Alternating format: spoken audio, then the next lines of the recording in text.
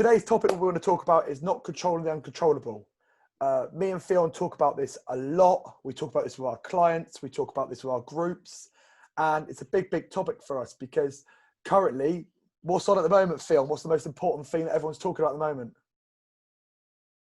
I should On the know. spot. What's the biggest pandemic everyone's talking about? I was going to say, I thought that word was forbidden now. No. Yeah. Coronavirus, COVID-19. Exactly. You got it, mate. Unless you're under a rock, good stuff. Yeah. But COVID, it's for fitness and stuff, Fionn, it's thrown everyone under a bus, isn't it, really? Well, yeah, for us, really, it's just put a spanner in the works, to say the least. It's, classes were going well. We had good numbers. One-to-one training was going well. People were enjoying it. You know, we're coming into a nice summer season where we're maybe going to be able to go outside and start training as well, but not right now. So we're going to have to wait a little bit longer. Yeah. And I mean, when you look outside today, I was training people yesterday. It was fine. Yeah. It was we trained people on, I lied. I had Thursday off. You worked for me Thursday. Wednesday I trained people fine. But the week before, hammered it down on Thursday, didn't it? We were under the shutters at the football. Yeah.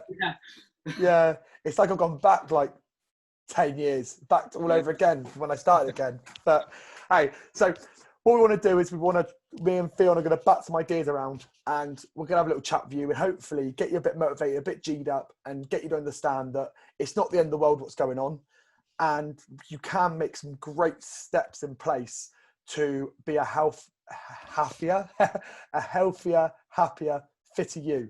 Because remember, you got it? It's not just all about fitness, is it, Fionn? No. It's lifestyle's a massive part to play, and I think fitness obviously has to fit into your lifestyle somewhere. It has to be quite prominent. It has to be not the main part of your life, but you know, it has to be there definitely. And it's not all about that. It's about enjoying yourself, but also being smart with it as well. So making smart choices all the time, having your head switched on rather than head in the clouds. No, definitely, mate. I mean, do you know what? It's funny because a few years back, I used to be a strict calorie tracker. So I tracked every single thing that I ate, and I mean everything. MyFitnessPal logged the lot. And I was always like, yeah, you've got to track calories to get in shape. And I'm still saying that the way to fat loss is a calorie deficit, however boring that may sound. And it is boring.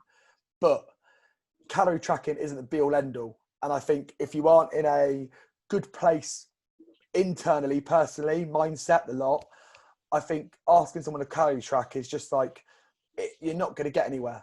Yeah. So I think what you need to do is you need to look at the whole aspect. And I feel like that's what we do. Yeah. You know, we focus on the whole aspect of it. We focus on not just being fitter, not being stronger, you know, eating better quality food. Yeah. And I mean, what's your diet? Bang away at it. What's it like?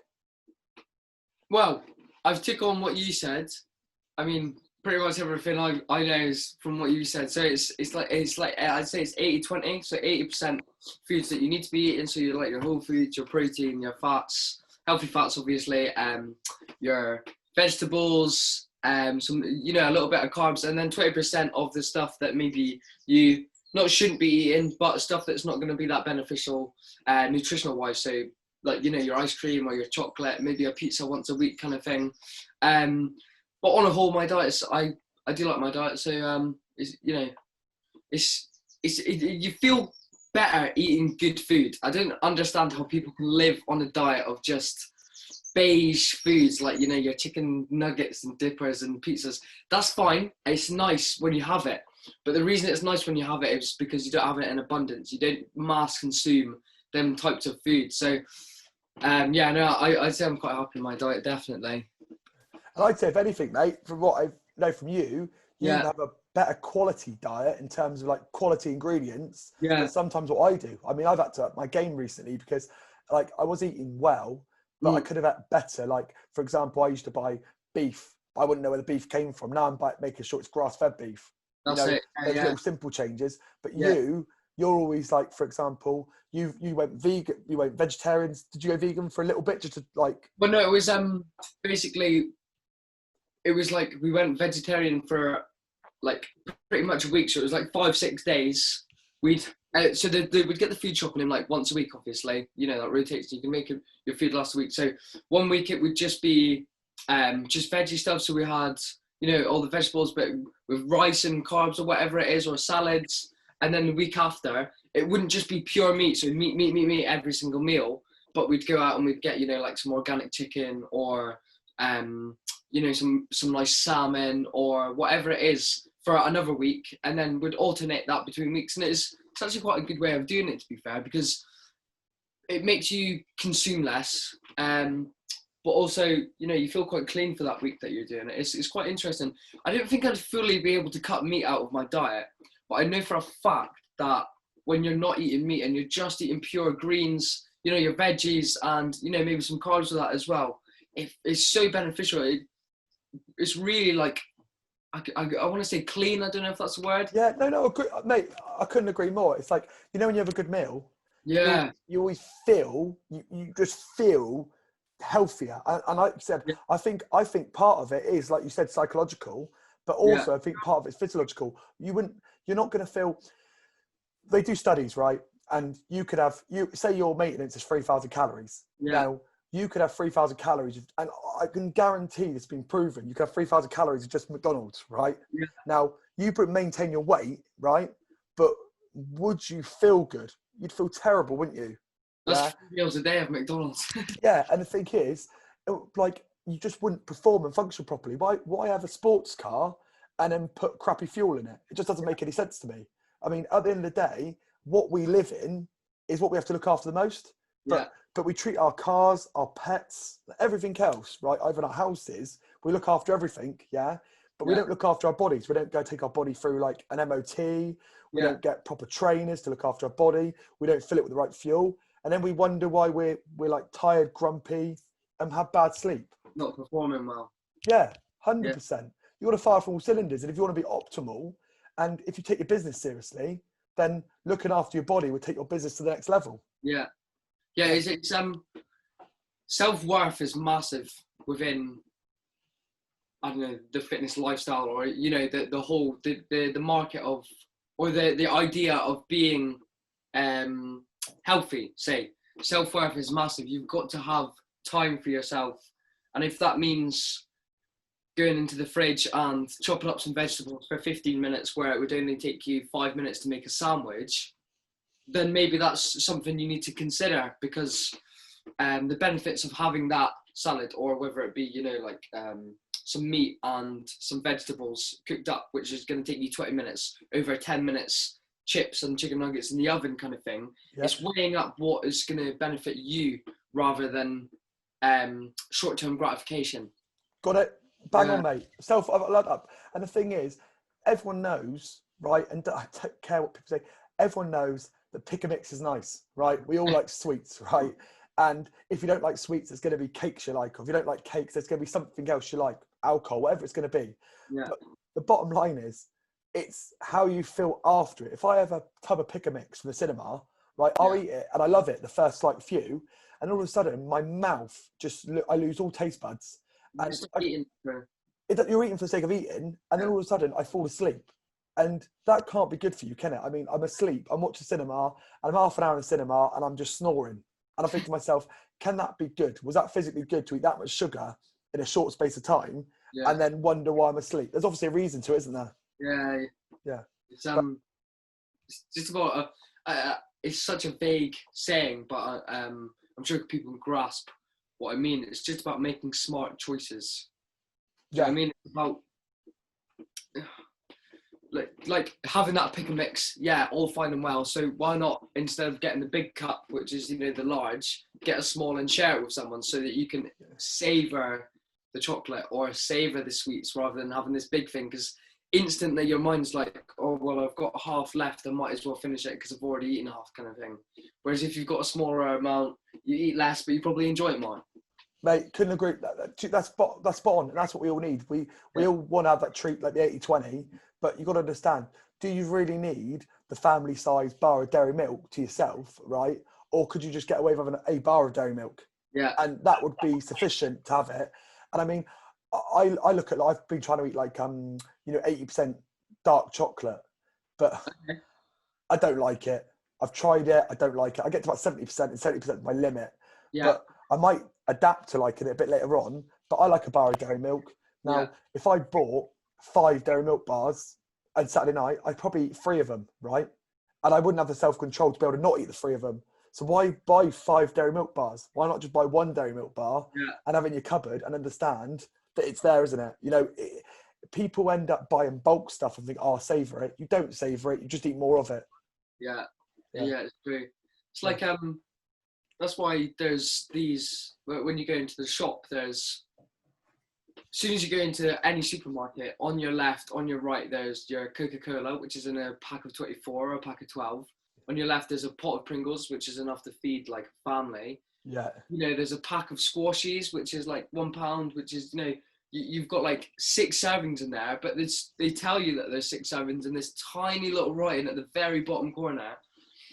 Or you go to the back of Morrison's, you know, you're looking for a bit of something to eat and you see a 4-pack of chocolate bars. It's just classic, the Cadbury chocolate bars, there's always a 4-pack and it's a pack. But when you're at the self-service checkout, there's 1 chocolate bar, which is 70p. So you think to yourself, oh, well, that's 70p. Actually, I could go and get 4 for £1. Why wouldn't I do that? And then you go home and you eat all 4 of them. Yeah. I get it completely.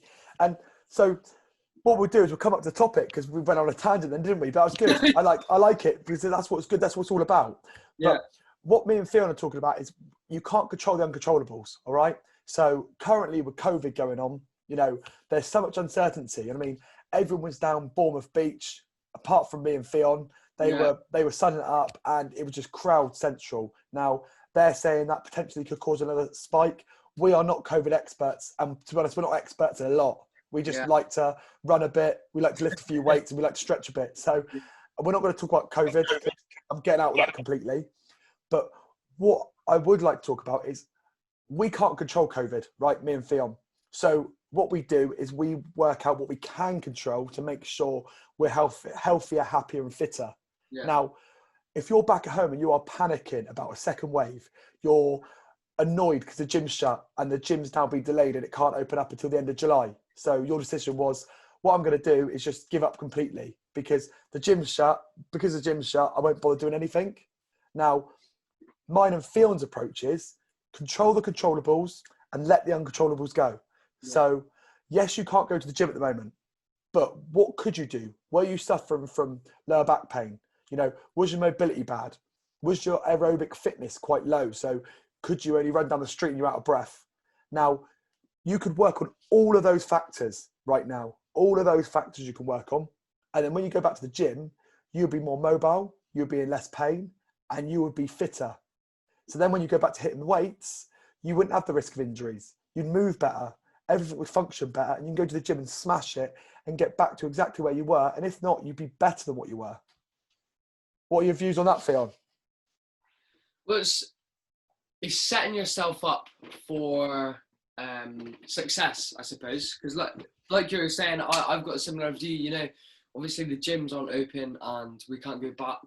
But I'm sure everyone's got a little something that they might need to sort out when they're training. So when we are either down at the Beehive, or if you watch any, you train down the gym, or if you train at home, maybe you've got bad ankle mobility, hip mobility, whatever it is, maybe you've got a bit of a dodgy shoulder. Instead of thinking, oh, the gyms aren't open, prepare yourself for when that time comes so that you can perform to your fullest, to your best kind of thing. So whether it be, you know, some shoulder stretches, or whether it be, you know, you are on the treadmill 10 minutes before you work out and 10 minutes after, maybe try going for a run for 11 minutes, trying to better yourself, you know, trying to improve your performance rather than worrying about the negative all the time. It's quite simple. Just focus on the positive, not the negative. Got it, exactly. And focus on what you can do right now. So for example, COVID's not affecting your diet, is it? No, not at all. No. Do you know what I mean? COVID's not telling you to eat a pack of 4 Galaxies, right?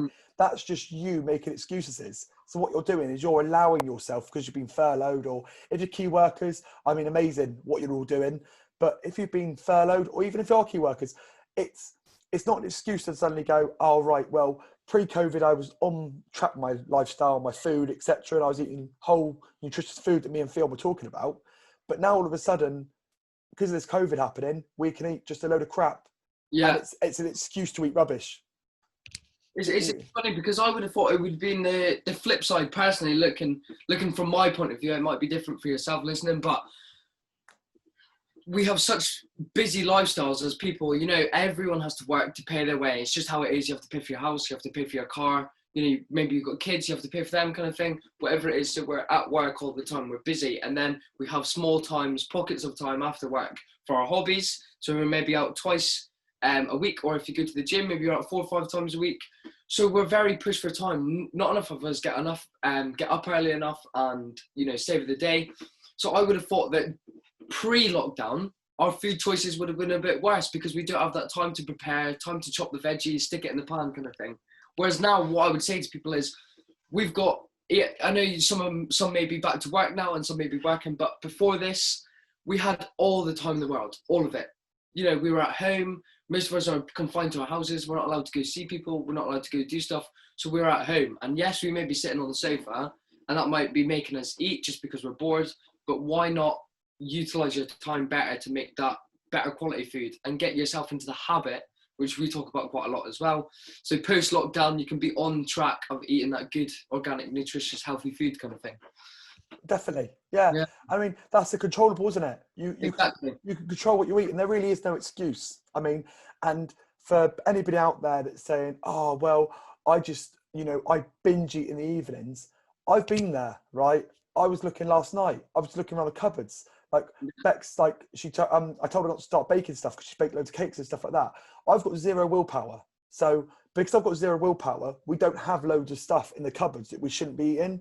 Instead, what we'll do is when we go to town, we'll pick like a treat. So might go to a bakery and get a cake or a slice of cake. Because I know that if Bex bakes a whole cake, I can guarantee you in 2 days that cake will be gone. Yeah. Now, I'm quite lucky because I'm quite active. I mean, I'm on the go all the time. I'm literally hyperactive, so I burn a lot of energy. But for someone with an office job who sat down a lot, you can't afford to be eating half a cake. If you want to do that, be a postman. Get your steps in, or be a binman. If you're a binman or a postman, you can get away with eating a lot more food. I guarantee you that, because the amount of steps you do in a day. All right. But if you're probably, I give it a random figure. If you're 70% of the population, you probably have quite an inactive job, which doesn't allow you to eat those amounts of foods. But the big thing me and Fionn want to talk about is we want to say that it's easy to say stop worrying about it, right? You can't control COVID. So you can watch the news every single day, right? I personally don't, right? I wouldn't know what goes on day by day, but I get told by enough people that I train, that I meet, about what's going on anyway. I didn't even look at Bournemouth Beach. I got told about Bournemouth Beach about 8 times. Yeah. So I already know what happens. And actually, if you're absorbing all that information, is that just increase your anxiety, your stress, and your worry? Because if it is, stop watching it, right? Instead, focus on getting a quality amount of sleep, getting your 7 to 8 hours of sleep. Focus on your diet. Make sure you're eating whole foods, right? For example, not eating loads of processed food. How many steps are you getting? I mean, how many steps are you on, Fionn? Well, I haven't put my watch on this morning, funny enough. But actually, I looked at my Fitbit score, and my average for this week is 26,000. No point. Just past Monday, all the way through, what we're on Saturday now. So checked it yesterday, Monday through to Friday. My average for the week was 26,000. So I'd say that's pushing the boundaries. That's pretty good. Pretty good. Yeah. I mean, that's the thing is when people go, how can you eat so much? Yeah, we do train. And when we do train, I'd like to say we train hard. But I'd also say it's the NEAT, it's the walking, it's the housework, it's all that kind of stuff. And we're bang on with it. And that's the kind of thing that gets you the results. So if you're smashing your gym training, you're eating what you feel is, quality ingredient food, but you're not seeing results. I'd probably say the third part of it is you're not doing enough steps. And saying you haven't got any time to do steps I don't really think it's good enough. I mean, am I allowed to say that, Phil? I'd say so, yeah. It's harsh reality though, isn't it, really? It is, and it's all well and good saying to people, oh, it's okay. But is it okay? I don't know. Is it, I know people who've got 4 kids and they still get 10,000 steps in a day. Yeah. So if someone's got 4 kids and they can do 10,000 steps a day and still cook, clean the house, prepare everything, and they can do that, how can someone with no kids not find time to do it? And if you're busy at work and you're, a very much busy person working a lot of hours at work, you got to look at ways of factoring how to get those steps in. So do you take work calls whilst you're on the go? You know, put your AirPods in, take your work calls for there. Do you do your emails whilst you're walking? Do you park further away from work and then walk that little bit in? Do you walk at lunchtime? You know, are we really that busy? No. We talked about it last week. But they're, like you're saying, them examples of, you know, parking further away or emailing someone while walking, you know, checking up on things with your business or whether it's just work in general. They're the things that you can control massively. Yeah. You can stay on top of them. And I think the big thing with a lot of people is I don't think people see initial results. And that's what I think the big thing is. Like, they'll come and train with myself or yourself and they'll suddenly want results in a week or 2 weeks. And I used to, when I first started training people, I used to smash people, train them because I wanted to get them instant results. But I'm realizing as the years have gone on that if someone trains with me for a month, they'll get some results, but they won't get massive results. Yeah. And actually, the point of it is, it's like a slight edge. You need to keep doing those little things and ticking those boxes every single day. So if I was going to say to someone, do 10,000 steps a day, and they do it for a week and they go, well, that didn't work or do anything, it's not going to do anything for the first week. Do it for a year and then look back on a year and see how good you are then, you know? Yeah. I used the analogy of like trying to make a snowball. Yeah. So basically you start off with a very, you know, you pick the snow up and you make it like a very small ball, stick it on the floor and you just start rolling it and rolling it and rolling it. And over time, very slowly, you get this huge thing that's like the size of you. But that maybe takes you an hour. So if you put that into perspective, 10,000 steps for a week, spot on, you've done really well. All smiles and cheers. However, that's not going to get you anywhere other than started. Yeah. That's not going to get you anything other than the ball rolling, say. Definitely. And talking about ball rolling, I like that analogy because once the ball is rolling, right, I feel if I have a bad day on my diet or a bad workout, the ball's rolling. So it's easy. I find it easier to sustain it. And just, I have a bad day, I get back on track. Yeah. If you're at home and you're not at that level yet, you're, for example, and I don't care what size you are, you know, whether you're big, small, whatever you feel you are, is what you got to be happy in what size you are. Okay. Yeah. And that's a big thing me and Fionn like to say, because we're not saying you need to be a size 6. We're not saying you need to be a small. We're saying we want you to be confident and happy as you are.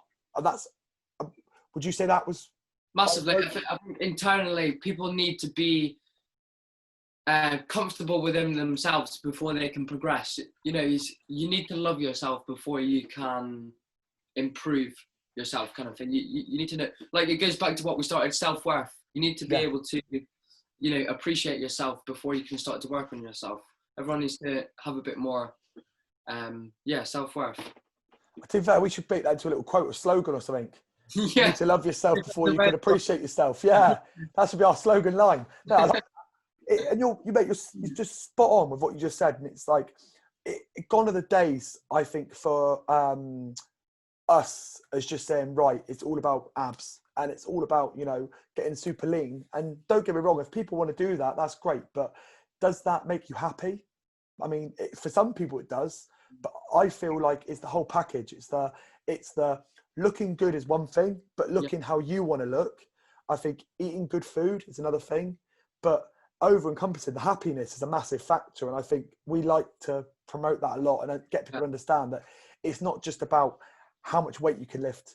It's not about, you know, how long you can run. And it's not just about what calorie deficit you're in. It's about the whole aspect of it, how you feel, how you are towards other people, everything. Yeah, massively. That's because there are, you know, different styles of fitness businesses and industry and like styles of training out there. Obviously, you've got people competing, so they, you know, get down to these stupid physiques kind of thing. But then they don't really focus on, you know, how they feel, because during that time period, they feel like absolute rubbish. You know, their body fat is like the lowest like they can possibly get it. They're tired, they're lethargic, so they're not feeling about how they feel. Whereas on the other end of the spectrum, that's where we are. We are more focusing on self, you know, like positive experiences for yourself, you know, making yourself happy that you've gone and done your 10,000 and making yourself happy that you've come down for an hour session. And like it's getting the ball rolling again, keeping yourself on that tangent of feeling good rather than just always about looking good, you know, trying to get in the best shape of your life. Although, yes, that is really good. However, you need to feel good about yourself as well. Definitely. I mean, I think the self-worth thing's good. And you were talking to me earlier about, before we came on live, and said about what people show on social media and stuff is only a small portion of actually what their life is. And it's the same with everything. So if you are out there and you're getting disheartened, I've just literally nicked Fionn's speech he did to me earlier. I've just robbed it. Nicked it. I've absolutely just sold it and trade parked it. Fionn, I'll put it, et al. Fionn, 2020. You're saying that social media is just a small portion of what you see. So you may see someone showing you the perfect life on holiday. They're in Dubai. They, you know, they lie on a sun lounger, 6-pack abs, or they're a female, you're super slim. They just have 2 kids. You're thinking, God, they must be so happy. You don't know, because the other 90%, you don't know what's going on in people's lives. But what we do want to stress so much is don't focus on things you cannot control. Okay. So if you're not happy in your job, right? We'll just take fitness out of the equation. If you're not happy in your job, why not start looking and training for a new career, something you're passionate about doing? We're not just always on about fitness. You know, you work in your job. Some people work 8-10 hours a day. You spend half your life working. Find something you enjoy doing. Find something you can, you know, be passionate about, and something you can enjoy. Because, be honest, it's not all about the money. I mean, don't get me wrong. We all like money, but if you're not enjoying what you're doing, and it's a real slog, no matter how much money you get, eventually you're going to end up being depressed and unhappy. So that's one factor, like we just talked about. Then nutrition. You know, what kind of food are you eating? Are you fueling your body how you should be fueling your body? That's something you can control. You can control your work. I mean, you may say you can't, but it may be harder if you've got family, you've got kids, you're older, a new career. For example, for someone like Fionn, it'd be easier for you to follow a new career, mate, wouldn't it? What now? Well, yeah, no responsibilities. You know what I mean? Yeah. But, I mean, if you've got family, say you had 2 kids and you had a mortgage, etc., it may be a bit of a struggle to maybe follow a new career, but it's not impossible. You see, it's harder to make that switch over. Yeah, it's definitely harder, but it's definitely not impossible. You can basically, you know, my mum used to tell me I could be anything I wanted to be. I wanted to be an astronaut, but I'm not an astronaut. but you can put yourself to anything you want to do. So I know it's hard during this period. And I mean, have you found it, people you've been training, Fionn, have you found people being like positive, negative, or?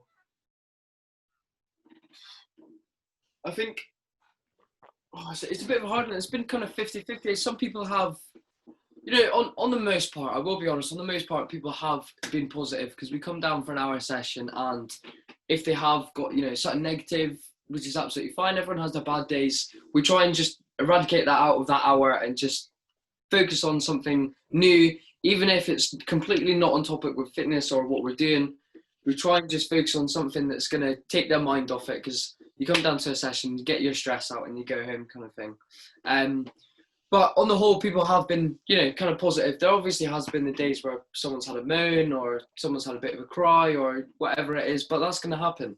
Yeah. But, you know, like back to the start, you can't control what's going on at the moment. So people who are getting upset and letting that fester in their heads, what I would say is just try, and it sounds so basic and it sounds so vague, but just try and eradicate their thoughts, you know. There's nothing we can do about it. Just try and move on and focus on something else. So maybe, you know, we can control what we can learn now. So we could learn a new language. We could use our time better by maybe learning the guitar. It doesn't all have, like you said before, it doesn't all have to be about fitness. You know, you could learn how to track your calories if you wanted to. Yeah. You know, you could learn how to ride your bike more effectively. Anything like that, you know, just try and eradicate them thoughts out of your head. But to back to the question, most people have been positive on the most part, because we've got quite a good market, quite a good audience of people that are involved with the Hayter Fitness, which is really nice. Good mindset, innit? Yeah, massive. Yeah. And I've been saying, mate, some days I was sat last Saturday and I was thinking to myself, oh God, like what do I do on a Saturday night? Like, you know, nothing to do. And normally I go out for food or go to cinema. We've all been there, right? And it's okay to have the odd bad day. You can't be perfect. And I'm far from perfect. I mean, Bex will tell you. But I was grumpy on Thursday. I had a day off on Thursday. Fionn kindly covered classes for me, but I was going to London. It didn't go through in the end. So I had a day off. I'd rather relax and had a day off. I was annoyed with myself because I didn't feel like I should be having a day off on Thursday because that typically is a work day for me. So I ended up getting more annoyed by having a day off than if I just worked. But that's just stupid. And I've got to understand that it's not all about work. It's about, you know, having some time off, and you need to have some time off, recharge the batteries. And that's something I really need to work on because I bloody love work. So I need to make sure it doesn't consume my whole life. But what we are saying, to recap everyone, you can't control the uncontrollable, all right? That's the big thing. Don't try and control it, okay? Flow with it, all right? Understand that this is a completely different time. And, you know, things are happening that, you know, in my life, I don't think in Fionn's life probably, will never happen again. And in your lifetime. And I know there's older clients we've got, and they've been through other things when they were younger. You know, some were still alive at World War II, so they kind of understand. But focus on the things you can control. You can get more steps in. You can exercise outdoors. You can socialise with friends. You know, you can call people up. If you're isolating, you can still talk to people on Skype, Zoom, FaceTime. You know, you can walk every day, even that's walking on the spot in front of your TV. You can eat a better quality diet, you know, all those kind of things. You can focus on a musical instrument. In Becky, for example, she's learning Pilates at the moment, learning to become a Pilates teacher. So she was furloughed. She's been off work the whole way since the 20th of March. She hasn't mown once. Yeah. You know? So definitely, she's a great one for controlling the controllables. And she doesn't have to do meditation like I do every single day. She just gets on with it. Yeah. So she just realised that she can't do this. So now she's going to think, actually, I'll try and focus on something else. That's it, yeah. Don't let yourself get caught up on the negative things too much. Just move on past it. Just, you know, be the bigger person, say, and just try and stay positive. Definitely. Like yeah. You got anything you want to finish off with? Just to recap, obviously, you know, it's a bit of a hard time at the moment. But try and get some, you know, for me, what's helped with the lockdown, obviously, because we can't control the lockdown, like we've said a couple of times. There's nothing we can do about that, but what we can focus on is bettering ourselves. So during the lockdown period, what I can control is a routine for myself. So what I've made is a weekly planner, and Luke helped me along with that as well. So if you're struggling, you know, with a bit of motivation or a bit of a spur to get going, or if you're just finding your days just a bit long and you're just sitting there not really doing a lot, try and get some routine into your day, because it does help quite a lot. It takes your mind off things. It gives you something to do. Yeah. Well, I think that's great. And what we will do, I think, we'll end it there, because I feel what you just said is absolutely spot on. I mean, you couldn't have said any better. Yeah. So I know, over and out from me, and it's over and out for the big man. Yeah. Hey, catch you later, everyone. Have a good one. Bye. Bye then. Bye.